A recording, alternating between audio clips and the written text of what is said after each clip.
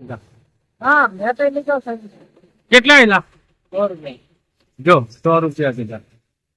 બારદારી વાહનો બંધ છે આ રોડ પર હા રિચાર્જ કરો ક્યાંના લીધા 100 રૂપિયા મારી વાત નો કોઈ તારા નાસ્તો ની ગાંઠો તારો છે પણ 100 રૂપિયા એના લીધા બીજાની સરળ થાય હે 100 રૂપિયા એના લીધા તે આપી દો હે પાછા લો પાછો વળી જા